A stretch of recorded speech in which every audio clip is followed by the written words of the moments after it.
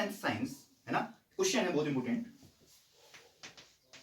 2 ओम 3 ओम 6 ओम के तीन प्रतिरोधों को किस प्रकार संयोजित करें कि संयोजन का कुल प्रतिरोध 4 ओम हो जाए और 1 ओम हो जाए। ठीक है, तो आपको पहले लाना है 4 ओम और दूसरा 1 ओम।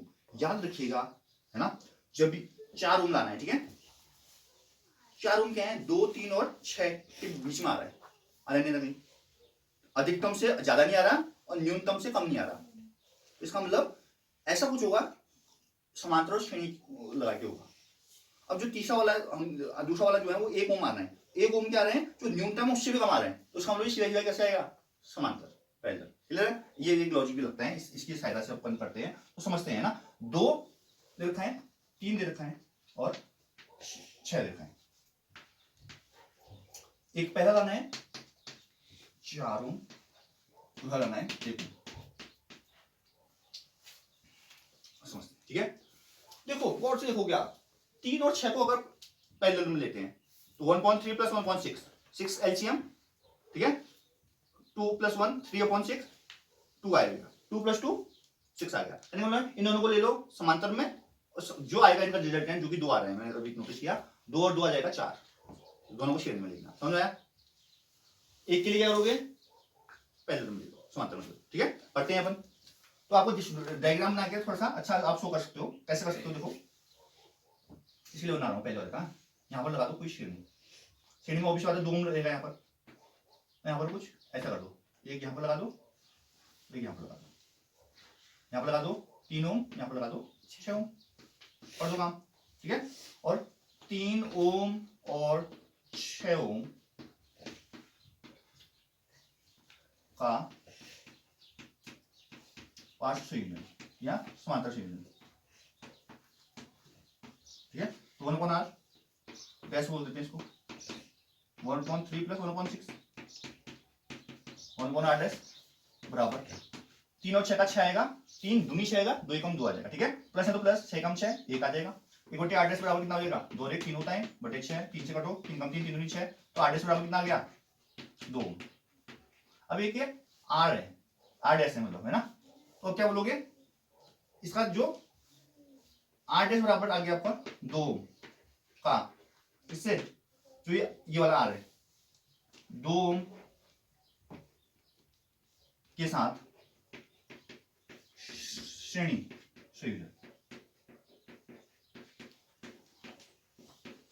सीरीज में ले लो इसको, तो नया जो आर होगा वो आर डैश प्लस ये जो भी आर है, आर वन मान लेते हो उसको, आर वन मान लो, तो ये 2 + 2 4 हो गया, पहला काम खत्म, समझ में नहीं आया, क्लियर है।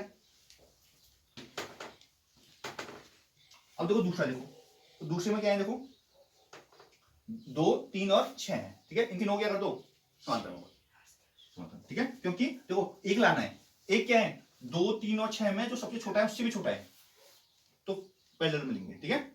अब ये 4 आया था, अब यहां पर अगर 11 होता, जो अधिकतम है उससे भी अधिक है, तो तीनों को श्रेणी में लेना पड़ता है, समझ लो। श्रेणी श्रेणी कब लगता है, जब जो अधिकतम है उससे ज्यादा है। समांतर यानी कि पैरेलल कब लगता है, तो जो छोटा से छोटा है उससे कम है। और मिक्स कब लगता है, तो उनके बीच में, ये मिक्स लगा, क्यों, कारण भी है। तो श्रेणी में क्या होता है, सब जुड़ जाते हैं, सब जोड़ के क्या आ जाएगा, ऑब्वियस बात है जो सबसे बड़ा है उसमें कुछ जोड़ेगा तो उससे भी ज्यादा आएगा। समांतर में क्योंकि 1/, होता है तो ऑब्वियस बात छोटा आएगा, ठीक है। तो आप कीजिए यहाँ पर 1/r = 1/r1 + 1/r2 + 1/r3, 2 3 6, तो 6 आएगा लॉस ऑफ 2 3 6 3 कम 3 3 दूनी 6 2 कम 2 6 कम 6 1 कम 1 3 2 5 और 6 बटे 6 1 आ गया, तो r बराबर 1 ओम। समझ में नहीं आया बोलो, ठीक।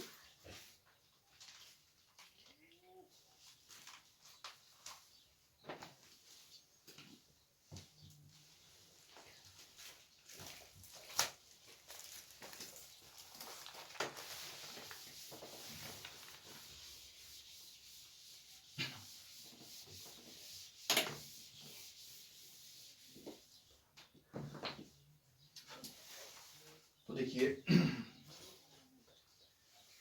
अब है क्वेश्चन है, देखो दिए गए परिपथ आरेख में गणना कीजिए। ठीक है, एक परिपथ आरेख बना रखा है।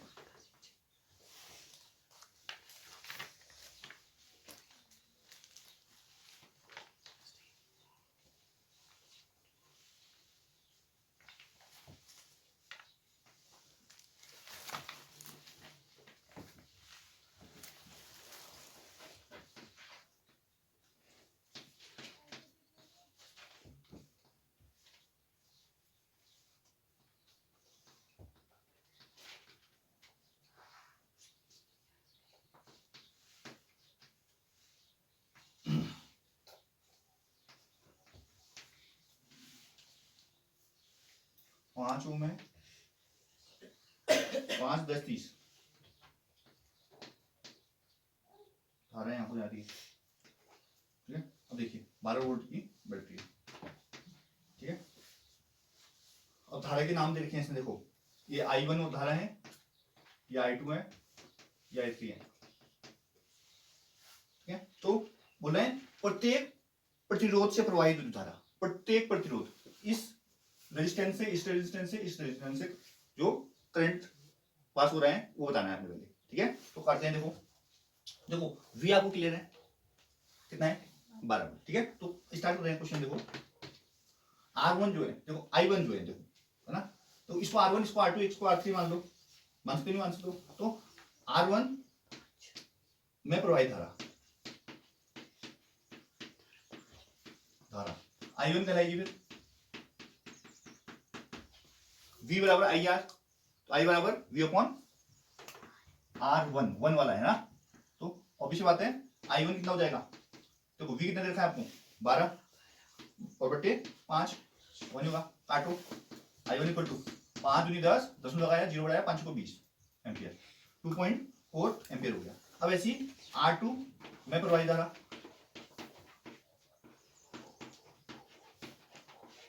कितना हो जाएगा? I2 V अपॉन R2 हो जाएगा। यहाँ पर I2 इक्वल टू कितना हो जाएगा? V क्या है 12, यहाँ पर 10 है, सही 10 था, काटो, सीधा सीधा पॉइंट लगा दो।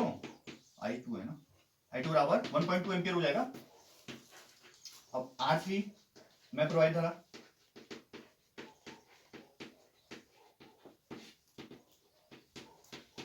I3 V upon R3, I3 बराबर कितना हो जाएगा? V है 12 और R3 30, 12 से काटो, देखो 4 से काटो, दोनों 6 से काटो, 6 दूनी 12, 6 मुझे 30। ठीक है, ऐसा काटो। I3 बराबर बिना 10 में 0, 10 में लगाया 0 बढ़ाया 20 हो गया, 5 को 20 एम्पियर, तो कितना आ गया? 2.4, 1.2 एंड 0.4 एम्पियर। क्लियर है, पहला काम हो गया। अब अगले वाले में चलते हैं। परिपथ का कुल प्रतिरोध, तो कुल प्रतिरोध ऑब्वियस बात है टोटल रेजिस्टेंस बताना है, तो तीनों की तीनों किसमें? पहला समांतर वाला प्रॉब्लम देगा। 1/R equal to 1/R1 plus 1/R2 plus 1/R3।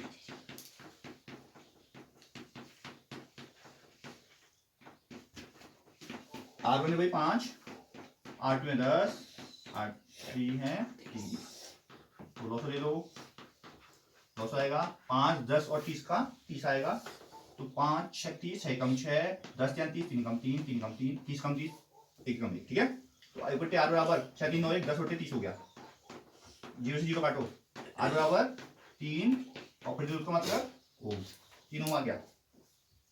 ठीक है, अब बोल रहे हैं देखो परिपथ में प्रवाहित कुल विद्युत धारा, टोटल करंट बताना है, तो I बराबर I1 plus I2 plus I3 कर दो, क्योंकि I1 I2 I3 आपने निकाल दिए हैं, तो I इक्वल टू कितना होगा? I1 plus I2 plus I3, जो कि क्या है? I1 क्या है 2.4 प्लस 1.2 और 0.4, देखो 4 4 4 8 2 10 की 0 हासिल 1, 10 में लगेगा, ठीक है, 2 1 3 और 1 4, 4 कितना आ गया? क्लियर है।